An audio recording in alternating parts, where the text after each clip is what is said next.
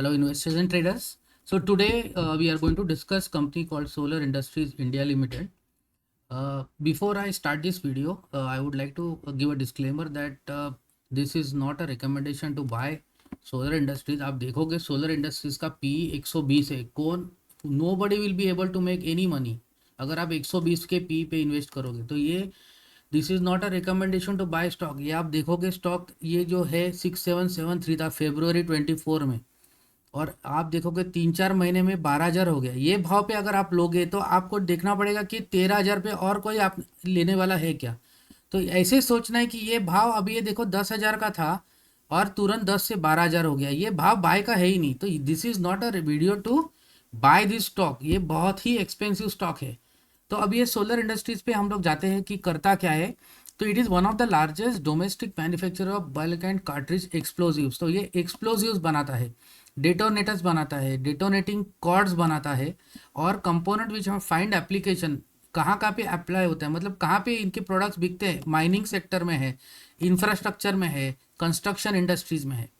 और company manufactures high energy explosive. ये explosives use होते हैं माइनिंग में ब्लास्ट करने के लिए, delivery systems, ammunition, filling and pyros fuses for defence sector. तो मेजरली ये डिफेंस सेक्टर को केटर करता है. तो इसमें किसमें इसके बिजनेस सेगमेंट इंडस्ट्रियल एक्सप्लोजिव्स है. Market share is one of the world leading explosive manufacturers and commands 24% market share in explosive industry. 24% का मार्केट शेयर है. उसके बाद डिफेंस में ये प्राइवेट प्लेयर है which is catering to the defence sector. Initiating systems है उसके लिए केटर करता है. उसके बाद में रेवेन्यू ब्रेकअप ऐसा है. कोल इंडिया से 15% का उनका कस्टमर कोल इंडिया है. इंस्टीट्यूशन 17, हाउसिंग इंफ्रा 18%, एक्सपोर्ट्स भी करते हैं 42% का एक्सपोर्ट्स है. मैन्युफैक्चरिंग फैसिलिटी 29 लोकेशन पे इंडिया अब्रॉड में है.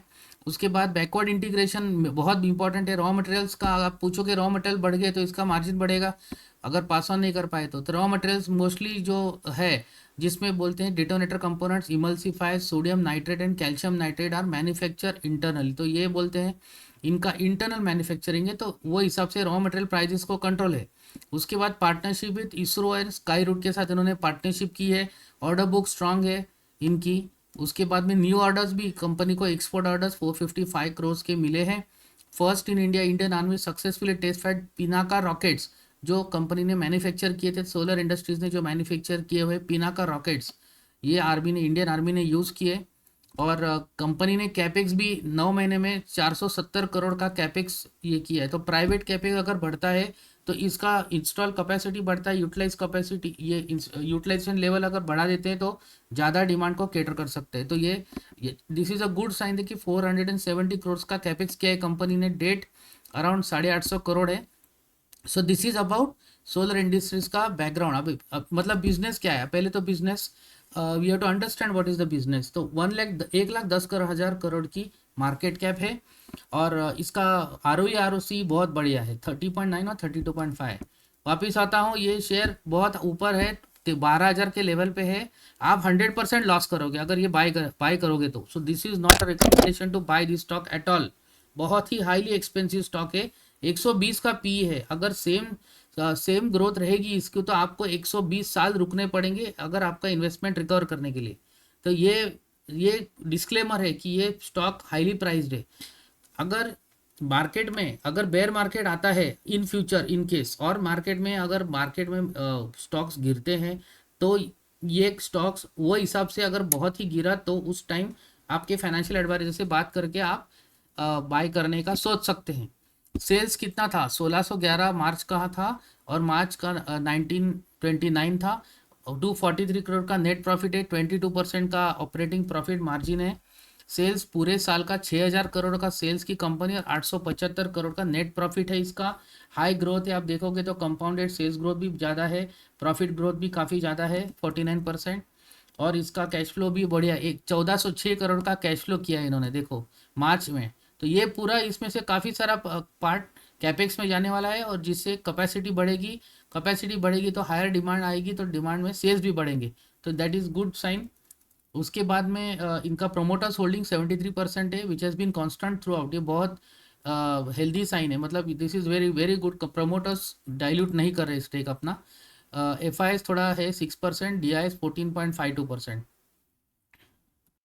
इसमें आप देखोगे, इसमें क्वार्टर के हिसाब से कस्टमर्स कौन है। CIL Coal India Limited 16% of sales, quarter four में 15% हो गया है, लास्ट क्वार्टर में 16% था।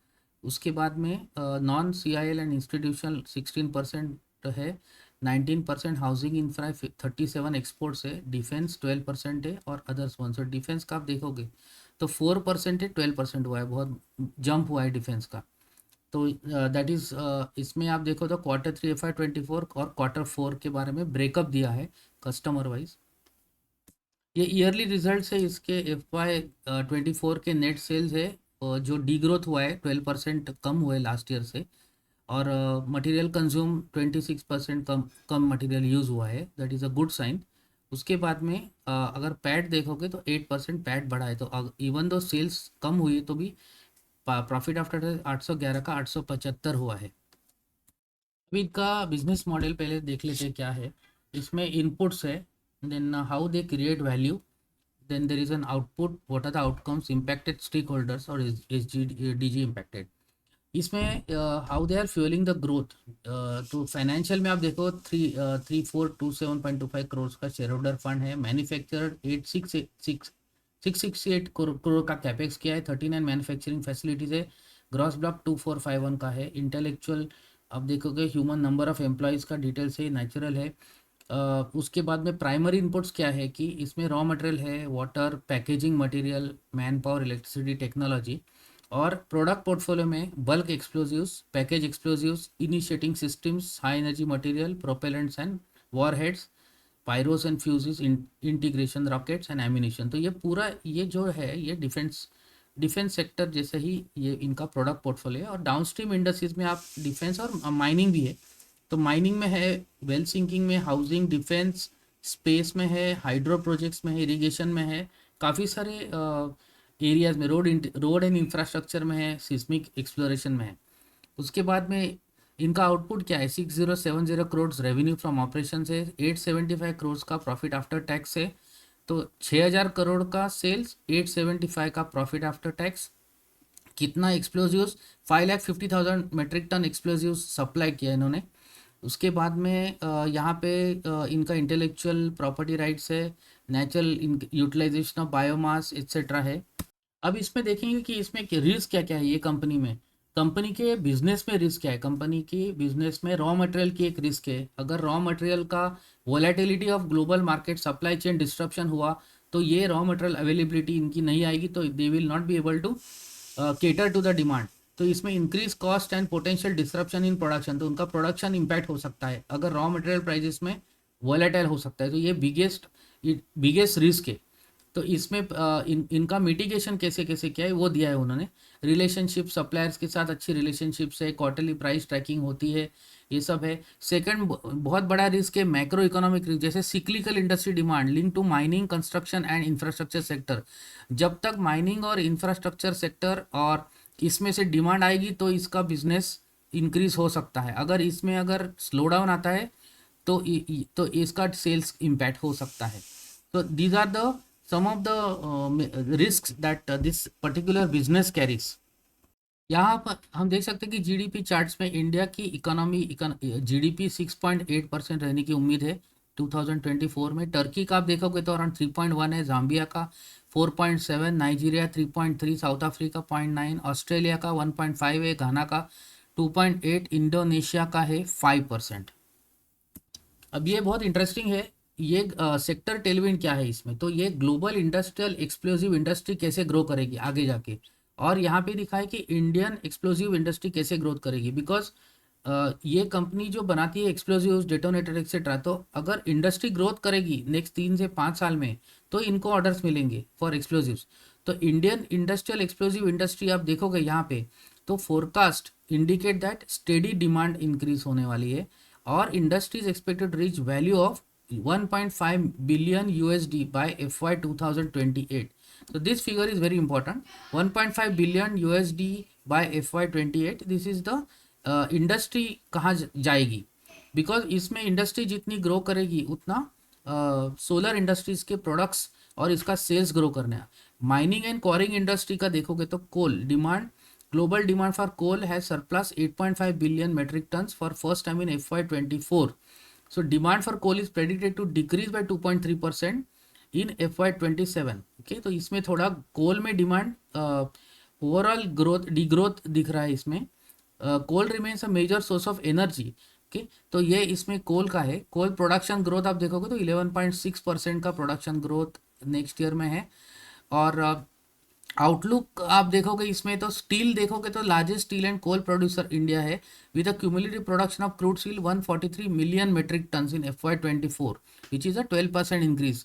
मिनरल्स में भी काफ़ी सारा ग्रोथ प्रोजेक्टेड है.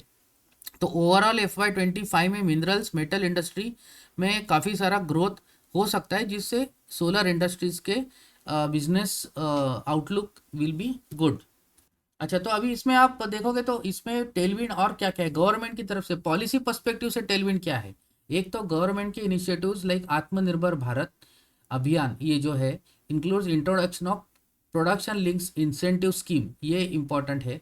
फिर single window clearance portal initiative which will serve a uniform platform designed to streamline expedite process of obtaining clearances and approvals necessary for initiating coal mining operations in India. तो ये coal mining के लिए अगर initiatives आते हैं तो इसका भी इसको फायदा होगा. फिर ministry of steel has entered into 57 MOU with 27 companies projecting investment of 30,000 crore.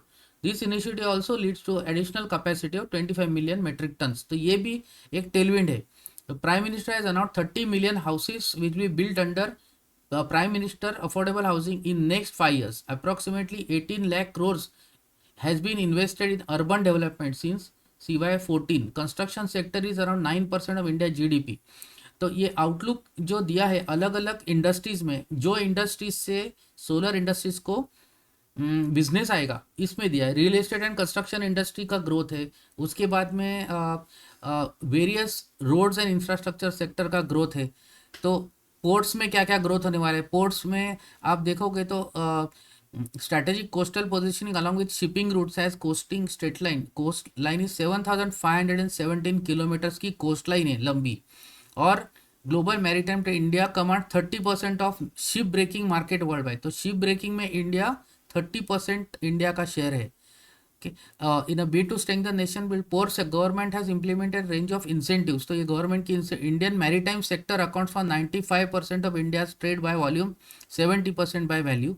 India ranks 16th largest maritime country globally. Global Maritime India Summit 2023 major event maritime industry attracted 10 lakh crore investments. ये maritime ports के ऊपर है. उसके बाद cement और limestone की industry की growth की आउटलुक दी हुई है. यहाँ पे इंडिया का डिफेंस सेक्टर का ग्रोथ क्या है. In FY24 defence sector has reach a key milestone when it was valued at 1 lakh crore to first time. So as a sector transformation being net importer to net exporter हो गया है. recorded tremendous growth around 16,000 crore worth of exports were reported in FY23 as against 3,000 crore in the previous year. तो 3,000 करोड़ के export से direct 16,000 crore export हुए हैं. तो ये बहुत डिफेंस सेक्टर में काफ़ी सारी ह्यूज ग्रोथ हो रही है. Demand for Indian defence products भी बढ़ने वाले हैं. सो DRDO, TDF and empowered small and micro medium industry MSMEs and startups, इसके बेस पे ये डिफेंस इंडस्ट्री का ग्रोथ है. तो ये डिफेंस इंडस्ट्री जैसे ग्रो करेगी वैसे सोलर इंडस्ट्रीज के प्रोडक्ट्स को ग्रोथ हो सकती है. So this is all what has been the tailwind right from government perspective, right from growth in that particular industry, जिससे सोलर इंडस्ट्रीज के प्रोडक्ट्स को ग्रोथ हो जी. ये सब चीज़ इसमें this is at a micro level 3 से 5 साल के लिए कैसे आउटलुक है वो है. यहाँ पे customer wise revenue mix 40% which is exports and overseas. CIL आप देखोगे तो 15%, non CIL institutional defence housing and infrastructure and others. So ये 22 लास्ट ईयर की जगह पे 23-24 का दिया है revenue mix. Customer wise revenue mix in stand alone basis और ये कंसल्टो नॉर्मली हमको कंसल्टेटेड देखना है. एनुअल एक्सपेंसिस ब्रेकअप कंसल्टेटेड में दिया है ये. तो ओवरऑल